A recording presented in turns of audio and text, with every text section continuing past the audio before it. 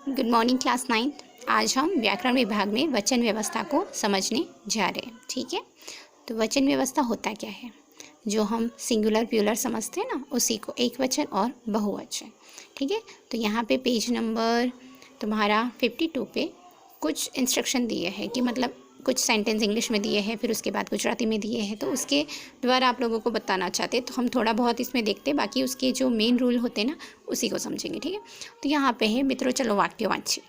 तो John brought a book, John brought 3 books. तो यहाँ पे 3 बुक्स, तो पहले में एक ही बुक खरीदी है, उसके बाद यहाँ पे 3 बुक्स खरीदी है, तो एक से ज़्यादा है। ठीक है, अब यहाँ है a child was playing in the garden and children were playing in the garden. तो पहले में एक बच्चा है और उसके बाद बच्चे हैं। ठीक है, तो एक से ज़्यादा हो गए।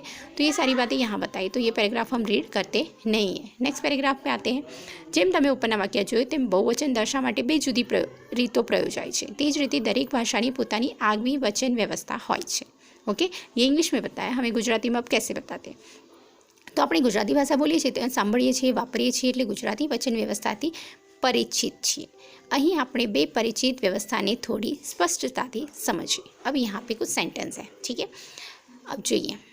જ્યારે કોઈ એક વસ્તુ, વ્યક્તિ, ઘટનાનો નિર્દેશ હોય ત્યારે એક વચનમાં પ્રયોજાય છે। ठीक है, सिंगल ही पर्सन, थिंग्स या कोई ऐसी चीज़ें बतानी हो तो हमें एक वचन को ही यूज़ करते हैं।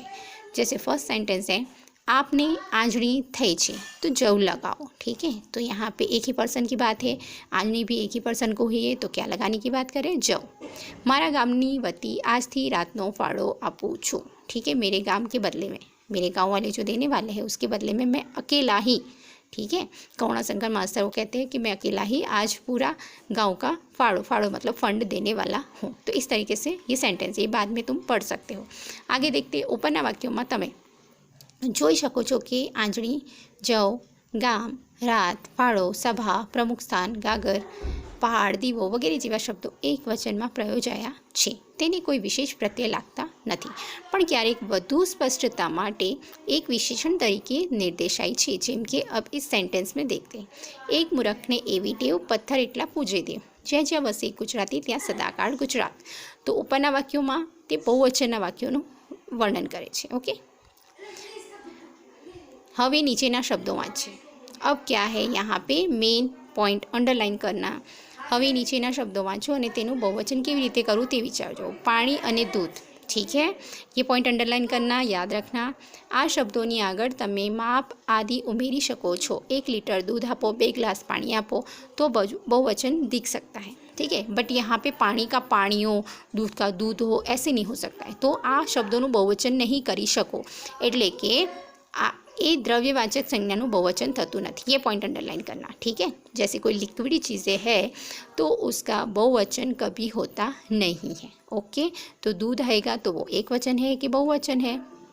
तो एक वचन ही लिखना है। ठीक है, इनका बहुवचन कभी होता नहीं है। ये पॉइंट अंडरलाइन करना, मोस्ट टाइम है, ये पहला रूल है। ठीक है, अब आगे है बहुवचन। विशाल रूम में हमें 4 जन, तो 4 की मात्रा हमें बताइए, एक से ज़्यादा है तो ये बहुवचन का सेंटेंस है। रसोईयो कम पीरसणियों, जेवो माणस अमारा भाणामां वाराफरती विविध व्यंजनों पीरसतो हतो। ठीक है, बहुत ज़्यादा रेसिपीज़, बहुत खाने की सारी चीज़ें हमारी प्लेट में वो डाले जा रहा था। ठीक है, रखे जा रहा था। अब ये सारे सेंटेंस तुम पढ़ लेना। ठीक है, अब ઉપરના વાક્યોમાં તમે બહુવચનનો પ્રયોગ જોયો। ठीक है, यहाँ पे सारी चीज़ें बहुवचन में दर्शाई। તમે જાણો છો કે જ્યારે એકથી વધુનો નિર્દેશ કરવો હોય ત્યારે बहुवचन પ્રયોજાય છે। પણ ये बहुवचन કેવી રીતે પ્રયોજાય? जब कोई शब्द देते हैं तो उस शब्दों को बहुवचन में कैसे करते हैं कन्वर्ट। अब यहाँ पे ये सारे रूल है, ये फर्स्ट रूल है। ठीक है, ये पॉइंट अंडरलाइन करना। यहाँ से है व्यंजनों, होटलों, दरभासनों, माड़ाओं, मूर्तियों, चित्रों, छवियों, चौपड़ियों, लाकड़ियों, छतरीओ, पुस्तकों, जात्राओ वगैरह जेवा शब्दों बहुवचन है। आ शब्दों बहुवचन स्पष्ट रीते जोई शकाय छे। तेमनी साथे जोड़ायेलो ओ प्रत्यय। ठीक है, यहाँ पे ओ प्रत्यय लगाए बहुवचन दिखाने के लिए। ओके, अब यहाँ पे देखते हैं गुजराती भाषक सामान्य रीते बहुवचन करवा माटे शब्द साथे ओ प्रत्यय लाए। सामान्य तौर पे हम कोई शब्दों में ओ की मात्रा लगाते हैं तो बहुवचन बन जाता है।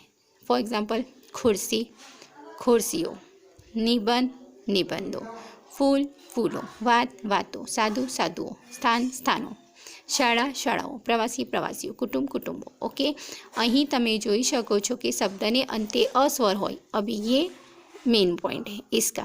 ठीक है, જ્યારે શબ્દને અંતે અસ્વર હોય ત્યાં અને બદલે ઓ પ્રત્યય લાગે છે. ઠીક है, નિબંધ તો અપ્રત્યયો, ફૂલ તો અપ્રત્યયો, વાત તો અપ્રત્યયો, સાધુ ઓ પ્રત્યયો, ખુરશી ઈ પ્રત્યયો. ઠીક છે, તો અને બદલે ઓ પ્રત્યય બોલાય છે. જેમ કે ફૂલ એવું બહુવચનનું ફૂલો નહીં લખાય. શું લખાશે? ફૂલો. ઓકે, સ્થાનનું સ્થાનો. પરંતુ અ સિવાય સ્વર હોય તો શબ્દને અંતે આવતો મૂળ સ્વર જળવાયેલો અને ઓ સ્વર જોડાય છે. જેમ કે અહીંયા ઈ છે तो खुर्सी पूर्व आयु અને પછી ओ प्रत्यय लग गया. क्यों? क्योंकि यहाँ ई की मात्रा है.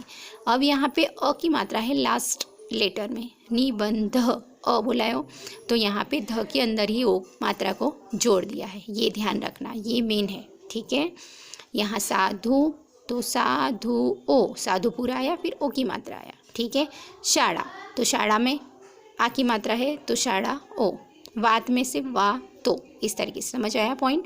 यहाँ पे क्या बोला है कि जिस शब्द के लास्ट लेटर में अ बोला जाता है, ठीक है, तो सीधे ओ लगता है. पर जैसे ई के ऊ, ठीक है, ऐसा कोई वर्ड आता है तो ये पूरा शब्द खुर्सी और उसके बाद ओ प्रत्यय लगता है, तब बहुवचन बनता है. ओके, समझ आया पहला पॉइंट. अब आता है सेकंड पॉइंट. ઉપરના વાક્યોમાં તમે પૂજા પા ધાબળા વગેરે જોયા. ठीक है, वगैरह शब्द वाँच्या. तमने थशे कि अहीं बहुवचननो कयो प्रत्यय लाग्यो छे. अहीं तो शब्दनो फेरफार थई गयो छे. बराबर, साची बात छे. नीचेना शब्दों वाँचो अने बहुवचन करो. अब यहाँ पे दूसरा पॉइंट है. ठीक है, जो मैं बताऊँगी वो अंडरलाइन करना. ताको, कोथळो, ओरसियो, झूलो, दीवो. अब मैंने कहा कापड़नो ताको, अनाजनो कोथळो, आ तो एक वचन है. ठीक है, ये पता चल गया तो एक चीज़ है. पण आ शब्दों बहुवचन के रीते थशे तमे विचार्युं छे? तो ए लोको पहला कापड़ना ताका भरी राखे छे, ए लोको पहला धान्यना कोथळा भरी राखे छे. चालो आ शब्दों बहुवचन में आपणे करिए. तो मैंने ऊपर बताया वैसे ओ प्रत्यय लगाओ. ठीक है, तो ताको का ताकाओ ऐसा होगा नहीं.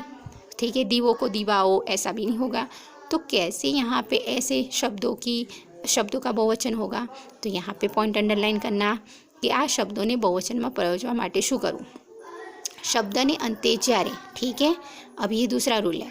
शब्द ने अंते जो मेन शब्द दिया है उसके लास्ट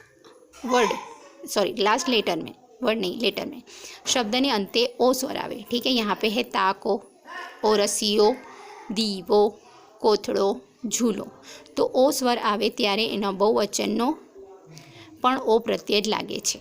ओके, ए केवी रीते समजाय. ताकाओ, कोथळो ए આપણે ओ स्वर ने बदले आ स्वर प्रयोजीए छीए. ठीक है, तो यहाँ पे क्या ले ओ प्रत्यय लागे तो केवी रीते संभळाय छे.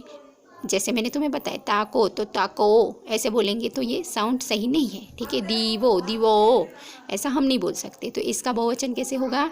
जिस वर्ड के लास्ट लेटर में जब ओ की मात्रा आती है तो उसका बहुवचन आ की मात्रा लगाकर बनाना होता है. ताको तो ताका, ओरसियो ओरसिया, दीवो दीवा, कोथड़ो कोथड़ा, झूलो झूला. समझ आया? आज मैंने सिर्फ 2 पॉइंट समझाए हैं. पहला पॉइंट है कि जब वर्ड के लास्ट लेटर में ई की ओ की मात्रा आती है, ठीक है, तो वो पूरा वर्ड होकर फिर ओ की मात्रा लगती है. खुर्सी खुर्सियों. पर जब वर्ड के लास्ट लेटर में सिर्फ अ साउंड सुनाई देता है, फूल, निबंध, तो सीधे ध में मतलब लास्ट लेटर में ही ओ की मात्रा जॉइंट हो जाती है. दूसरा मैंने ये बताया कि जिस वर्ड